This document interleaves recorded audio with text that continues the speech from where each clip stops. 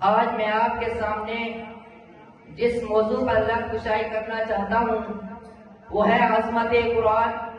قرآن مجید وہ عظمت والی کتاب ہے جس کے اندر شک و شبہ کی کوئی گنجائش نہیں ہے۔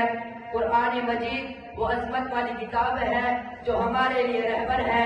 قرآن مجید جس ذات کی طرف سے نازل ہوا وہ ذات بھی ایسی ذات ہے، اس ذات کے علاوہ کوئی عبادت کے لائق نہیں، وہ وحدہ لا شریک لہ ذات ہے۔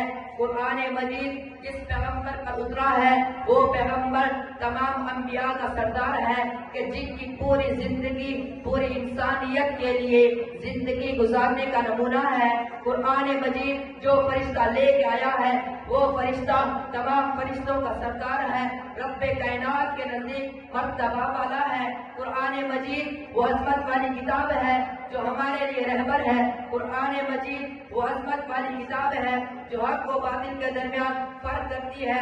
پھر کیوں نہ کہوں یا الہی تو ہمیں عامل قرآن کر دے، یا الہی تو ہمیں عامل قرآن کر دے، ہمارے نئے سینے سے انسان مسلمان کر دے۔ سامعین مکرم، اب اسرار سے ذرائع قرآن کی عظمت معلوم کرتے ہیں۔ کسی نے امام اعظم ابو حنیفہ سے پوچھا، امام صاحب قرآن کو کیسے پایا؟ انہوں نے کہا اب تک قرآن مجید سے ہزاروں مسائل نکال چکا ہوں مگر اب تک قرآن کا معنی پورا نہیں ہوا۔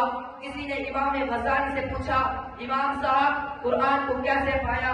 انہوں نے کوئی عجیب بات کہی، انہوں نے کہا قرآن آسان بھی ہے مشکل بھی ہے۔ آسان تو اتنا ہے کہ 1400 سال علماء مفتیان مفسرین متوازن ہیں لیکن ابھی تک کوئی بھی اس نوبی کو حاصل کرنے میں کامیاب نہیں ہو سکا۔ کسی نے امام احمد بن حنبل سے پوچھا، امام صاحب قرآن کو کیسے پایا؟ انہوں نے کوئی عجیب بات کہی، انہوں نے کہا خواب میں اللہ تعالیٰ کی زیارت کر رہا تھا تو میں نے اللہ سے پوچھا، اے اللہ تجھے سب سے محبوب چیز کون سی ہے؟ تو اللہ نے فرمایا مجھے سب سے محبوب چیز قرآن مجید ہے۔ تو پھر میں نے پوچھا فَمَنْ أَنَّهُ إِلَىٰ فَهْمِ، اے اللہ سمجھ کر پڑھیں تب تجھے پسند ہے، بغیر سمجھ کر پڑھیں تب تجھے پسند ہے۔ تو جواب ملا فَأَمِنْ إِنَّهُ إِلَىٰ فَهْمِ، اے احمد تو جب سمجھ کر پڑھتا ہے تب بھی مجھے پسند ہے، بغیر سمجھ کر پڑھتا ہے تب بھی مجھے پسند ہے۔